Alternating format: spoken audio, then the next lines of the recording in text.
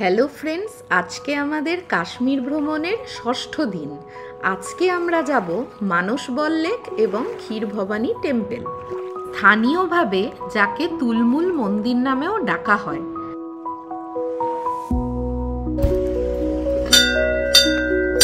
ক্ষীরভবানী temple, মাতা ক্ষীরভবানী। হিন্দু পুরাণে ক্ষীরভবানী হলেন দেবী দুর্গার এক রূপ। বলা হয় এখানে দেবীর কৃপা অশেষ, আর তার আরাধনায় ভক্তদের জীবনের দুঃখ দুর্দশা দূর হয়। কাশ্মীরি পণ্ডিত সম্প্রদায়ের কাছে এই মন্দিরের মাহাত্ম্য অপরিসীম। প্রতি বছর জ্যৈষ্ঠ মাসে এই মন্দিরে অনুষ্ঠিত হয় ক্ষীরভবানী মেলা। দূর দূরান্ত থেকে হাজার হাজার ভক্ত এই সময় দেবীর দর্শনে আসেন। ইনফরমেশন দেওয়ার আছে এই ক্ষীরভবানী টেম্পলে। আধার কার্ড জমা নিচ্ছে, যে কোনো একজনের আধার কার্ড জমা নিচ্ছে। আর মাছ, মাংস, ডিম না খেয়ে আসাই বেটার। দর্শনায় লেখা আছে এন্ট্রি রেস্ট্রিক্টেড আছে, মাছ, মাংস, ডিম এসব না, আমিষ খেয়ে কেউ আসবেন না। কোথায় এসেছো? ভালো লাগছে অবশ্যই। আর এই ইনফরমেশনটা দিয়েছে আমাদের রামকৃষ্ণ মিশনের মহারাজ। এলে আমাদের হয়তো আশা হতো না। বারবার বলেছেন দর্শন করে দেখুন। যদি আমাদের ক্ষীরভবানী মায়ের কাছে একটাই প্রার্থনা করছি এই ভিডিওর মাধ্যমে, আমাদের যদি কারোর কোনো অপরাধ হয়ে থাকে তাদের ক্ষমা করে দেন, সবাইকে শান্তি দেন। ক্ষীরভবানী নামটির পিছনে রয়েছে এক সুন্দর কাহিনী। কথিত আছে দেবীর সবচেয়ে প্রিয় নৈবেদ্য হলো দুধ আর ক্ষীর, তাই এখানকার ভক্তরা প্রসাদ হিসেবে মূলত ক্ষীরই নিবেদন করে থাকেন। সেই কারণেই দেবীর নাম হয়েছে ক্ষীরভবানী। এই মন্দিরের সবচেয়ে আশ্চর্য বৈশিষ্ট্য হলো এখানে থাকা পবিত্র পুকুর। বিশ্বাস করা হয় এই পুকুরের জল মাঝে মাঝেই রং বদলায়, কখনো নীল, কখনো সবুজ, আবার কখনো দুধের মতো সাদা। বলা হয় দেবীর মনের প্রতিফলনই দেখা যায় এই জলে। তবে যদি জল কালো হয়ে যায় সেটা অশুভ লক্ষণ বলেও অনেকে মনে করেন। মন্দিরের বাইরে প্রসাদ বিক্রি হচ্ছে, সেখানে জুতো জমা রাখারও ব্যবস্থা রয়েছে। 40 টাকা করে পার প্রসাদের ডালা নিয়েছিল। আমরা সেখান থেকে ডালা কিনে প্রত্যেকে পুজো দিয়েছিলাম। প্রত্যেকে পুজো দেওয়ার পরে আমরা মন্দিরটি পরিক্রমাও করেছিলাম এবং এখানকার প্রসাদ ক্ষীর সেটিও খেয়েছিলাম। ক্ষীরভবানী মন্দিরের চারপাশটা সবুজে ঘেরা আর অত্যন্ত শান্তিপূর্ণ। এখানে এলেই মনটা যেন অন্যরকম প্রশান্তিতে ভরে যায়। কাশ্মীরের বুকে এই ক্ষীরভবানী মন্দির শুধু এক ভক্তিরই জায়গা নয়, বরং প্রকৃতির কাছে যাওয়ার এক অসাধারণ অভিজ্ঞতা। জ্যৈষ্ঠ মাসে ক্ষীরভবানী মেলায় হাজার হাজার যেরকম ভক্তের সমাগম হয়, ঠিক সেরকমই চারদিকটা পূজা, ভক্তিমূলক সঙ্গীতে ভরে ওঠে। যদি কাশ্মীর ভ্রমণে আসেন এই জায়গাটা একবার অবশ্যই ঘুরে দেখবেন, আপনিও দেবীর আশীর্বাদে শান্তি ও আনন্দ পাবেন। এই কাশ্মীর ভ্রমণের প্ল্যানে আমাদের ক্ষীরভবানী টেম্পল পরিদর্শন প্ল্যানের অংশই ছিল না, কিন্তু রামকৃষ্ণ মিশনের মহারাজের কথায় আমরা অনুপ্রাণিত হয়ে এখানে এসে জায়গাটিকে দর্শন করে গেলাম এবং ভক্তি ভরে পুজোও দিলাম ও ক্ষীর প্রসাদও গ্রহণ করলাম।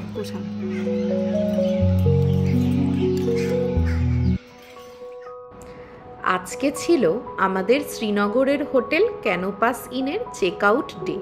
ক্যানোপাস ইন ছাড়লাম বটে, কিন্তু শ্রীনগর আজকে আমরা ছাড়ছি না। ঘুরে এসে আমরা আজকের রাতটা কাটাবো শ্রীনগরের ডাল লেকের ওপর হাউস বোটে। ক্ষীরভবানী টেম্পল পরিদর্শন করে এসে চেক আউট করে আমরা এখন যাব মানসবল লেকে।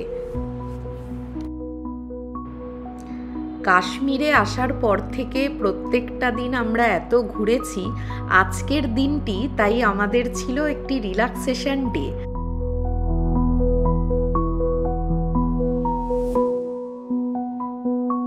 कुछ बोल दीजिए, प्रमोशन हो जाएगा। ये है हसन भाई, ब्लॉग में कुछ बोल दीजिए। Hassan, you welcome everybody. No problem. I'm here. Canopus inn yeah. Canopus inn Yes, Srinagar. ma'am. Thank you. ঠিক আছে। এই তো বোতলে আছে। আমরা চললাম শ্রীনগরের বিখ্যাত মানসবল লেক আর এর পাশেই অবস্থিত সুন্দর মানসবল পার্ক ঘুরতে। যারা প্রকৃতি ভালোবাসেন তাদের জন্য এটি একটি স্বর্গ। মানসবল লেক শ্রীনগরের সবচেয়ে ছোট প্রাকৃতিক লেক হলেও এর গভীরতা কিন্তু অনেক, কিন্তু সৌন্দর্যে ততটাই অনন্য। চারপাশে পাহাড় আর সবুজ বনভূমি ঘেরা এই লেককে বলা হয় কাশ্মীরের লুকোনো রত্ন। শান্ত জলে ভেসে চলা শিকারা যেন মনকে মুহূর্তে শান্ত করে দেয়। এখানে এসে আপনি চাইলে শিকারা রাইড করতে পারেন, নৌকা ভ্রমণে লেকের সৌন্দর্য উপভোগ করতে পারেন। লেকের চারপাশে বসে শুধু প্রকৃতিকে উপভোগ করলেও সময়টা বিশেষ হয়ে ওঠে। বিশেষ করে সকাল আর বিকেলবেলা এখানকার দৃশ্য একেবারে স্বপ্নের মতো। লেকের পাশেই রয়েছে সুন্দর মানসবল পার্ক। এখানে বিশাল সবুজ ঘাসের মাঠ, রঙিন ফুলে সাজানো বাগান আর হাঁটার পথ রয়েছে। পরিবার, বন্ধু কিংবা বাচ্চাদের নিয়ে এখানে সময় কাটানো সত্যিই আনন্দের।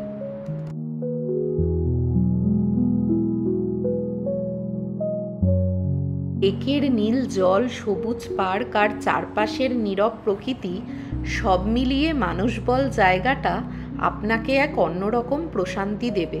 শহরের কোলাহল থেকে দূরে এসে এখানে বসে থাকলেই মন ভরে যায়। কোথায় এসছো?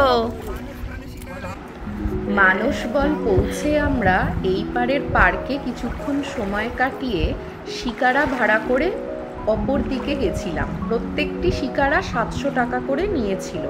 আমাদের 2টো শিকারা ভাড়া নিয়েছিলাম, তাতেই হয়ে গেছিল।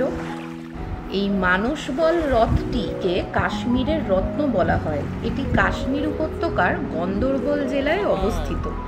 এই হ্রদ সমুদ্রপৃষ্ঠ থেকে প্রায় 1580 মিটার উচ্চতায় অবস্থিত এবং এর গভীরতা কাশ্মীরের সবকটি হ্রদের মধ্যে সর্বাধিক, প্রায় 15 ফিট পর্যন্ত। হ্রদটি শুধু প্রাকৃতিক সৌন্দর্যের জন্য নয়, ইতিহাস ও ঐতিহ্যের জন্য বিশেষভাবে পরিচিত। এই লেকের ব্যাপ্তি প্রায় 2.8 স্কোয়ার কিলোমিটার মতো এবং লম্বালম্বিভাবে দেখলে এটার প্রায় 5 কিলোমিটার অবধি লেন্থ রয়েছে। এবং এর গভীরতা তো আপনাদেরকে বললামই, শুধু তাই নয়, এটি হলো deepest fresh water lake in Kashmir.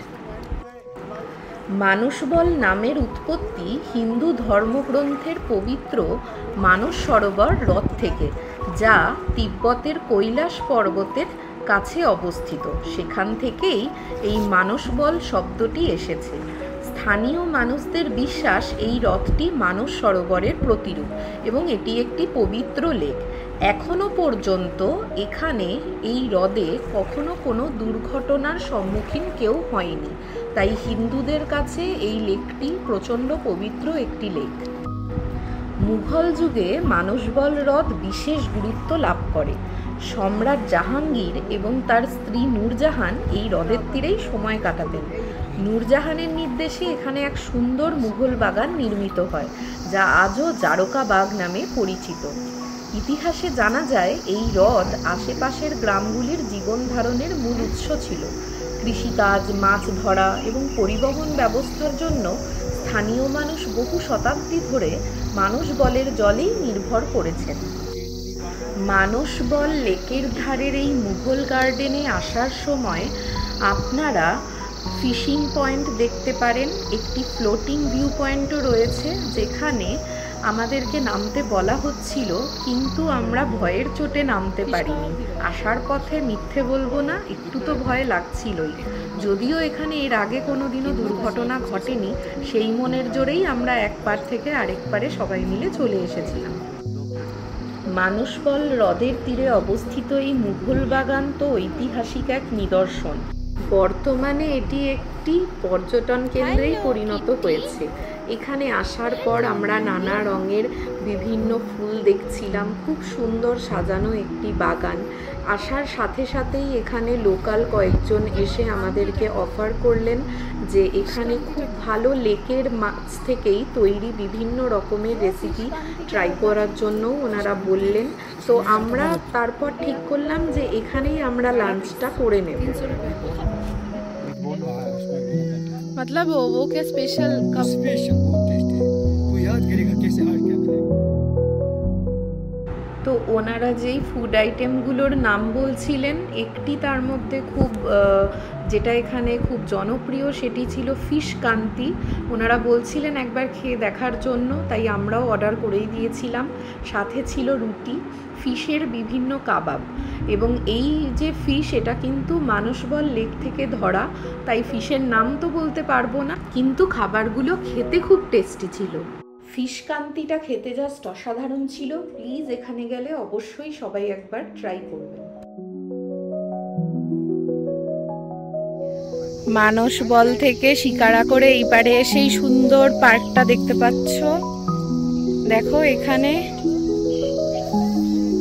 এইখানে এই যে দেখো কি সুন্দর পার্কটা। ফটো ভিডিও বানালাম। কোথায়?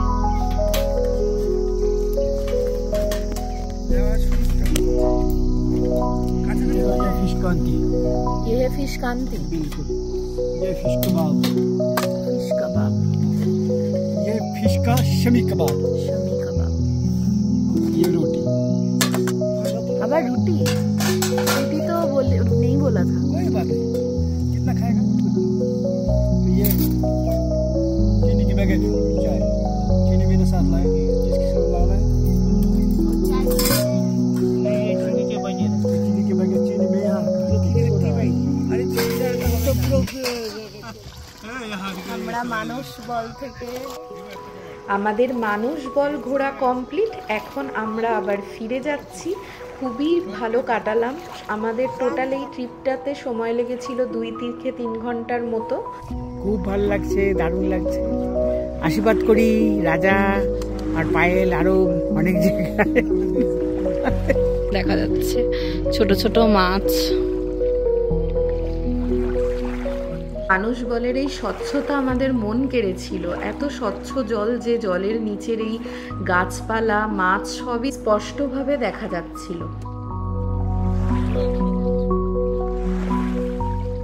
আজকে ক্ষীরভবানী মন্দির আর মানসবলেই আমাদের সময়টি খুব ভালোভাবে কেটে গেল। কালকে আমরা যাব পেহেলগাম, এবং আজকে রাতে আমরা শ্রীনগরে হাউস বোটে থাকবো, এবং সেটার এক্সপিরিয়েন্স আমরা তোমাদের নেক্সট ব্লগে শেয়ার করব।